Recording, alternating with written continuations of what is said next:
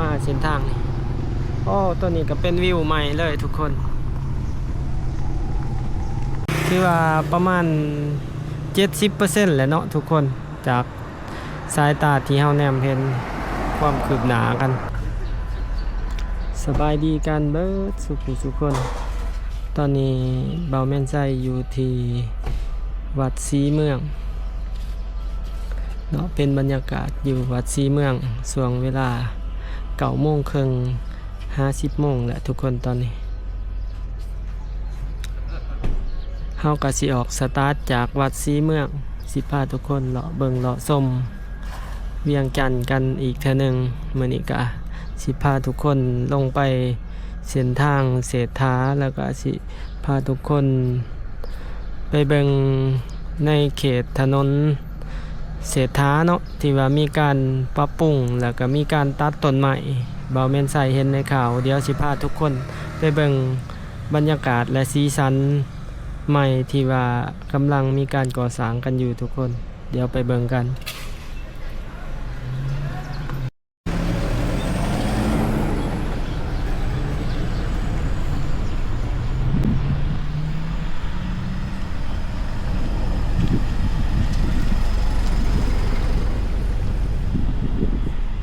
ตอนนี้เราก็ออกมาจากวัดศรีเมืองแล้วเนาะจะพาทุกคนลงไปตามเส้นทางนี้ทุกคนมื้อนี้ก็ถือว่าบรรยากาศแบบเย็นสบายเพราะว่าเมื่อคืนนี้ก็ฝนตกเกือบเบิดคืนตกมาหอด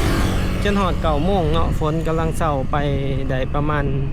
เกือบชั่วโมงนึงนี่แหละทุกคนตอนนี้สิพาทุกคนลงไปเส้นทางนี่เนาะ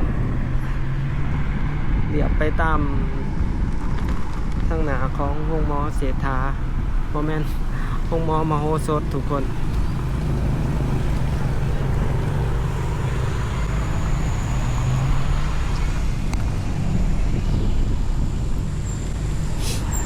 นี่ก็เป็น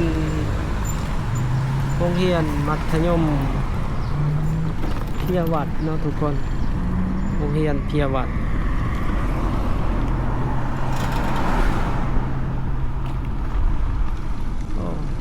ถนนเส้นนี้ก็มีการปูย่างใหม่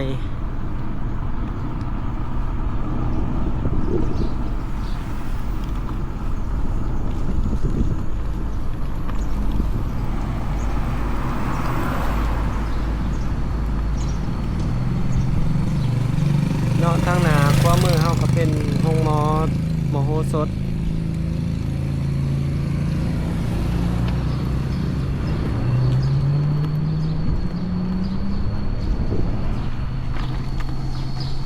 เดี๋ยวสิพาทุกคน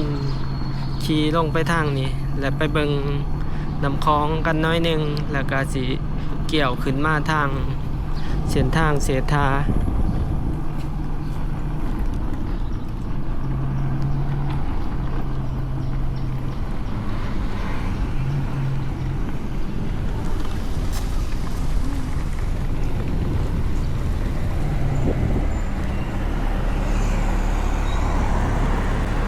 ตอนนี้เราก็อยู่ทั้งหน้าของ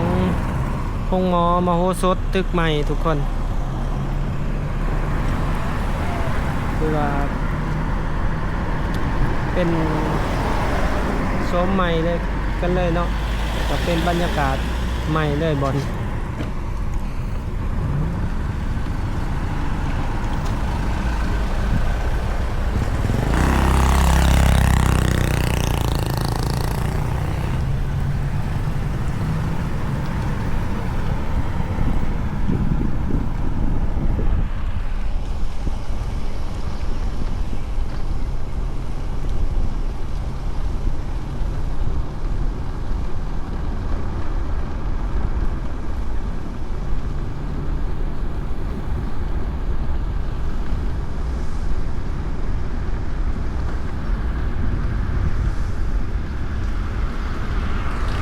เส้นทางนี้ก็จะเป็นเส้นทาง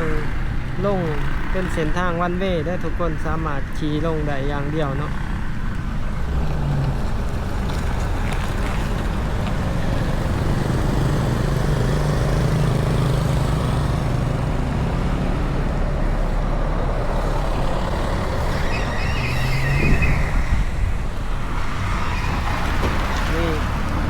เส้นนนทางยังเปียกๆกันเลย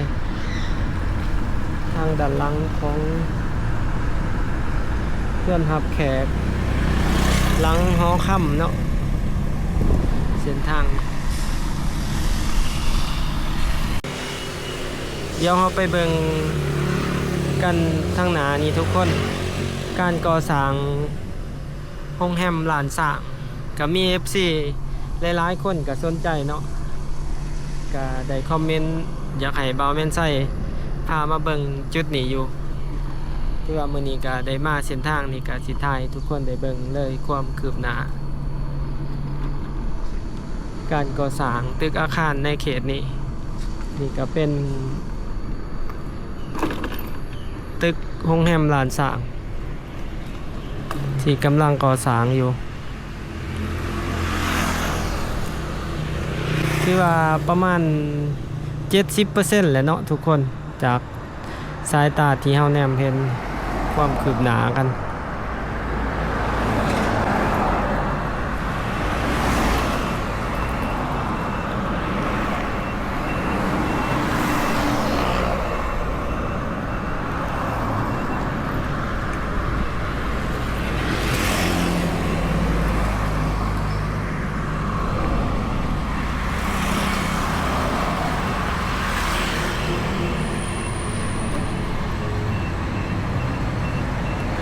มื้อนี้ก็เป็นบรรยากาศวันเสาร์ทุกคนวันที่21เนาะวันที่21ลืมบอกวันที่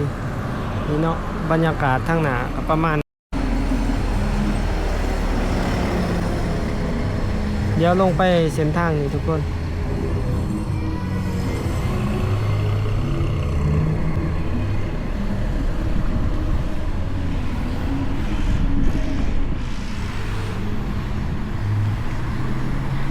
เดี๋ยวเฮาแวะไปเบิ่งน้ำคลองกันน้อยหนึ่งเพราะว่าช่วงนี้ก็เข้าสู่หน้าฝนแล้วไปเบิ่งกันว่าน้ำคลองเป็นจังใดกันแน่ละในช่วงนี้ว่าขึ้นมาทำได้แล้วเนาะนี่ก็เป็นร้านกาแฟ Starbucks ทุกคนเป็นสาขา3เนาะอยู่ขวามือเฮาที่เฮาเห็น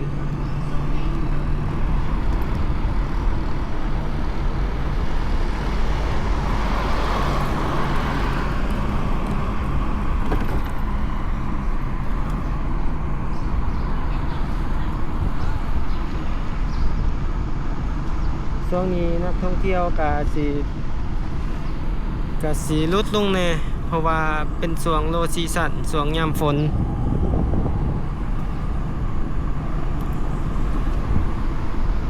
แล้วก็เส้นทางในเขตนี้ก็ยังมีการปรับปรุงหลาย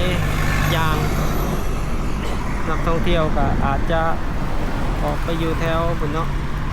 ไปเที่ยววังเวียงเมืองเฟื่องต่างๆเขตนี้มีแต่ห้องแฮมกันเลยที่ว่ามีการก่อสร้างกันในตอนนี้ในเวียงจันทร์ส่วนใหญ่สิเป็นการก่อสร้างห้องแฮมที่ว่าเกิดขึ้นใหม่หลายบอนนี้ก็มีแต่ห้องแฮมนี่เดี๋ยวเราสิขามไปฝากนั่นเนาะฝากขวามือเฮาพาทุกคนไปเบิ่งน้ำคลอง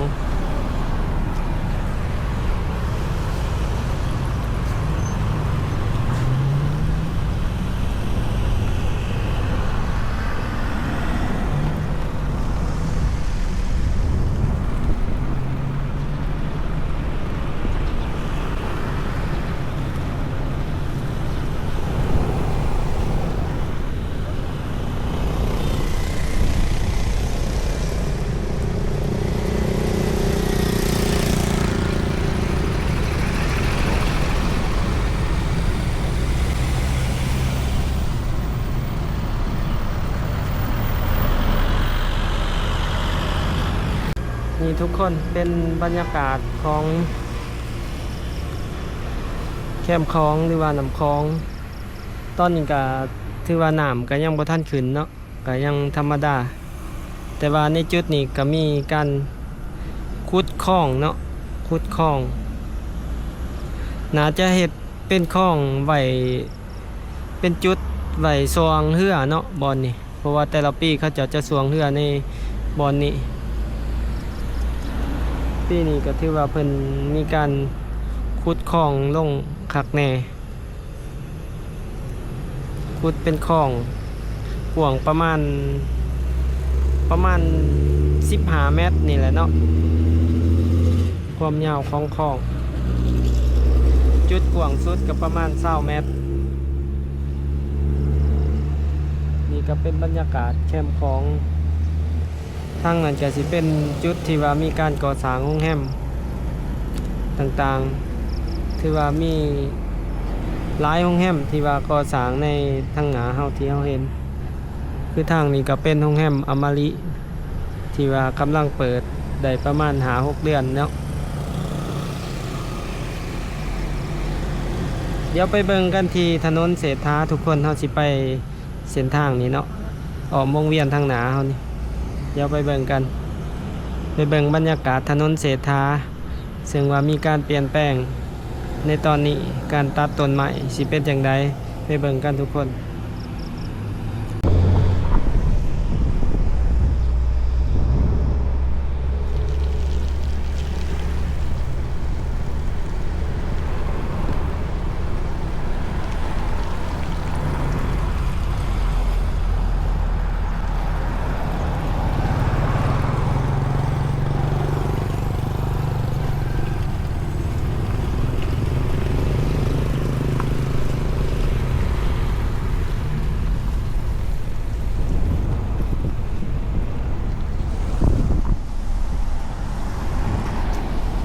ทุกคนในเขตนี่ก็เป็นทางหลังของ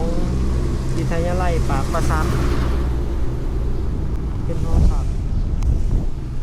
พักปากประซักเนาะที่เราเห็นเป็นตึกสายมือเรา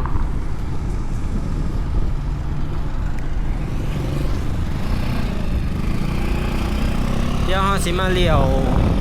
หัวอยู่ไฟแดงนี่ทุกคนบ่รู้ว่าเขาไปได้หรือบ่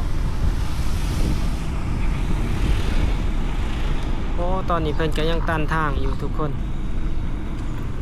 ยังตันทางอยู่เนาะเดี๋ยวเราสิกลับไปทางเราสิเข้าไปทางเส้นทางสีหอมเนาะแล้วก็สิมาออกทางซอยที่เข้าไปได้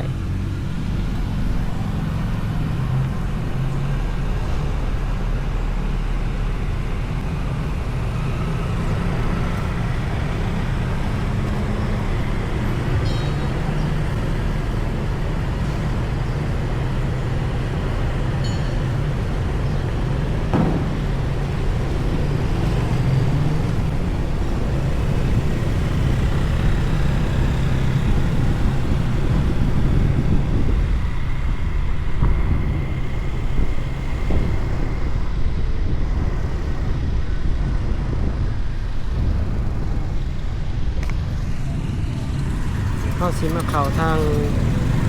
ซอยตลาดแรงสีหอมเอาตลาดกลางคืนสีหอมแล้วก็สิไปออกบอนเส้นทางที่สามารถเลี้ยวเข้าไปได้เดี๋ยวไปเบิ่งกันมานี่ตลอด ขอโทษขออภัยนะทุกคนก็ได้เบิ่งอีกเนาะในเส้นทางนี้ซึ่งว่าบอลนี่ก็เริ่มติดกะโหลแล้วเนาะเริ่มติดขอบทางแล้วเป็นฟุตบาทก็ติดเป็นกะโหลเลยเนาะบ่ฮู้ว่าออกเส้นทางขวามือนี่ได้บ่เดี๋ยวเบิ่งกัน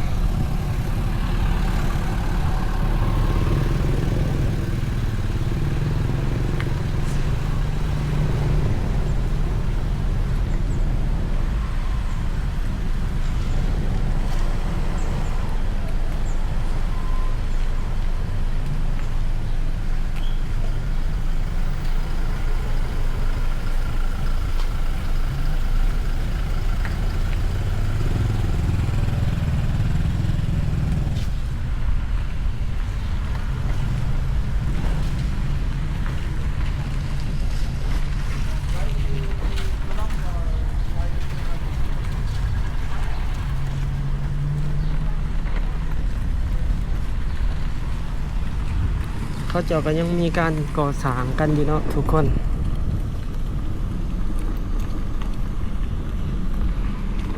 เดี๋ยวเราสิไปออกทางข้างของซอยออกทางข้างของหอพิพิธภัณฑ์ทุกคน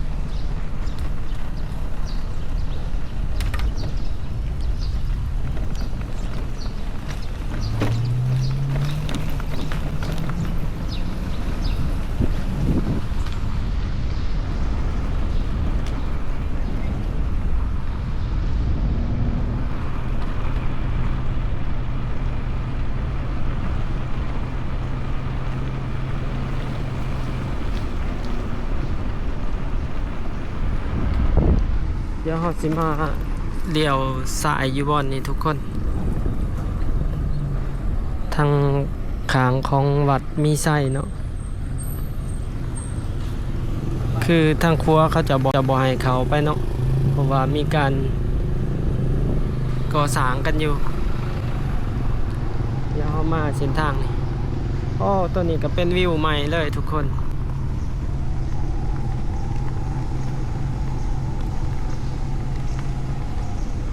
เราสิเห็นโรงแรมฮิลตันแบบโล่งขึ้นเนาะตอนนี้ก็นี่ก็เป็นบรรยากาศถนนเศรษฐา10 โมงทุกคนตอนนี้วันเสาร์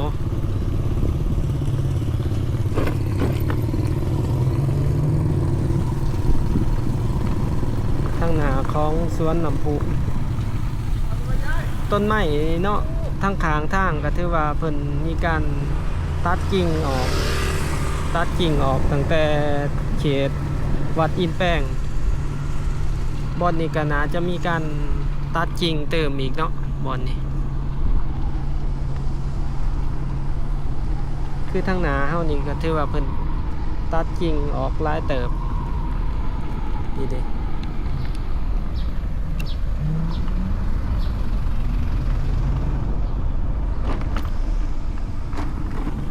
ทุกคนก็สิมีอยู่ประมาณนี้เด้อสำหรับในคลิปนี้เนาะที่พาเบิ่งพาชมในมื้อนี้ถ้าผู้ใดมักก็อย่าลืมกดไลค์กดแชร์กด Subscribe เพื่อเป็นกำลังใจให้กันนะเด้อทุกคนตอนนี้เบาแม่นไส้ก็ต้องขอกล่าวคำว่าขอบใจแล้วก็สบายดี